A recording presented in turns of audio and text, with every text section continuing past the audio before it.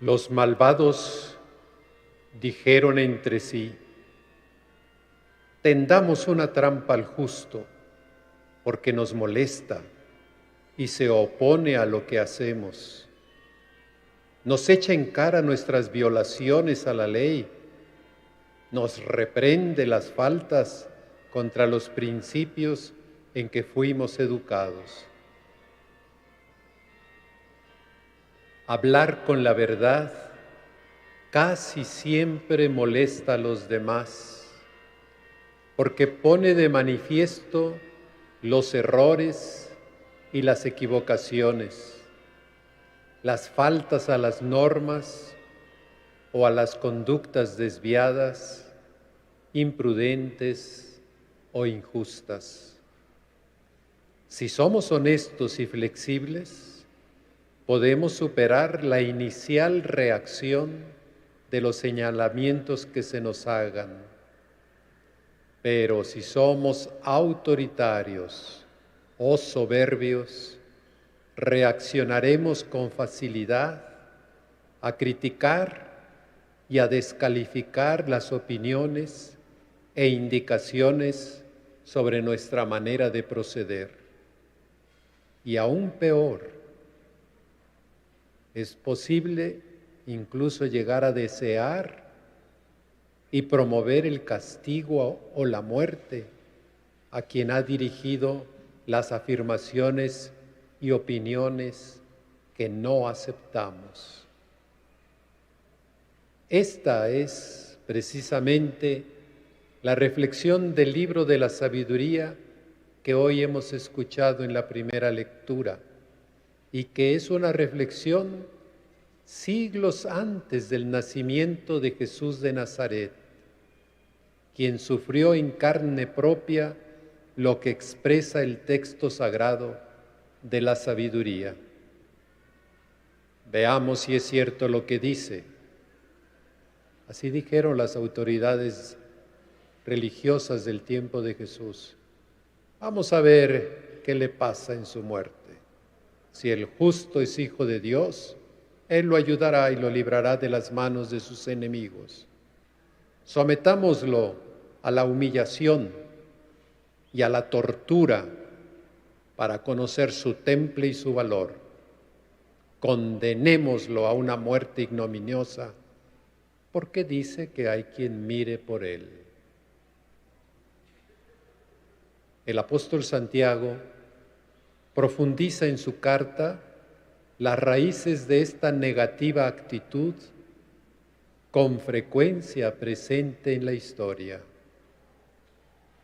El apóstol nos pregunta: ¿de dónde vienen las luchas y los conflictos entre ustedes?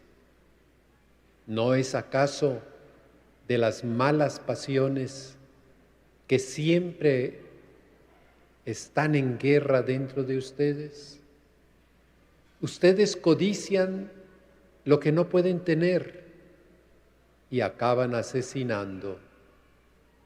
Ambicionan algo que no pueden alcanzar y entonces combaten y hacen la guerra. Así advierte el apóstol que debemos aprender de Jesús a conducir nuestra vida conforme los criterios y valores de la fe católica con que hemos sido educados y confiando plenamente en la ayuda divina para afrontar las críticas injustas y las acusaciones sin sustento en la verdad que pudiéramos recibir en el transcurso de la vida. 3 son los elementos que ofrece el apóstol para prepararnos a seguir el camino de todo buen discípulo de Cristo y colaborar cordial y eficazmente en nuestras relaciones con los demás. Lo primero, reconocer y aceptar que cada uno libramos una batalla interna ante las seducciones y atracciones del mal. Segundo, descubrir nuestras ambiciones y codicias para identificarlas. Y tercero, renunciar a todo aquello que supere mis fuerzas y posibilidades, a todo lo que de entrada me sea imposible obtener por caminos honestos, y renunciar a dañar y perjudicar a mi prójimo. Al inicio de nuestra vida, no somos capaces de entender cómo recibiremos la ayuda divina ante la injusticia. Pero a medida que avanzamos en la vida, siguiendo las enseñanzas de Jesús, experimentamos cercana la presencia y el auxilio del Espíritu Santo, que nos fortalece y nos hace capaces de afrontar las adversidades. Así le pasó a los discípulos, según narra el Evangelio de hoy. Al principio no supieron cómo, hasta después. Dice el texto que Jesús les confiesa a ellos diciendo: el Hijo del Hombre va a ser entregado en manos de los hombres, le darán muerte y 3 días después de muerto resucitará. Pero ellos no entendían aquellas palabras y tenían miedo de pedir explicaciones. Jesús percibió su ignorancia y su temor a preguntar, y los confrontó. Llegaron a Cafarnaún y una vez en casa les preguntó: ¿de qué discutían por el camino? Pero ellos se quedaron callados, porque en el camino, en vez de haber pensado sobre lo que les había dicho Jesús, en el camino habían discutido sobre quién de ellos era el más importante. Entonces Jesús se sentó, llamó a los 12 y les dijo: si alguno quiere ser el primero, que sea el último de todos y el servidor de todos. El servicio y la mirada puesta en ayudar a nuestros semejantes es la clave para adquirir la confianza y la fortaleza espiritual. ¿Cómo podemos ser servidor de todos? Para dar respuesta a esta pregunta y facilitar nuestra disposición y colaboración de servicio, la Iglesia propone una institución diocesana y parroquial a través de Cáritas para coordinar los servicios necesarios para los necesitados en el entorno de nuestras colonias y barrios. Es bueno recordar que el ejercicio de la caridad también auxilia nuestro desarrollo solidario y fraterno al descubrir la transparencia de nuestras aspiraciones, percepciones y sueños. En el fondo, quien vive la caridad beneficia más a sí mismo que en el servicio que hace a los demás. Por eso Jesús recomienda que debemos aprender a compartirlos como lo hacen los niños. Por eso pone en el centro a uno de ellos y señala la obligación de cuidarlos y protegerlos. Después, dice el texto, Jesús, tomando a un niño, lo puso en medio de ellos, lo abrazó y les dijo: el que reciba en mi nombre a uno de estos niños, a mí me recibe.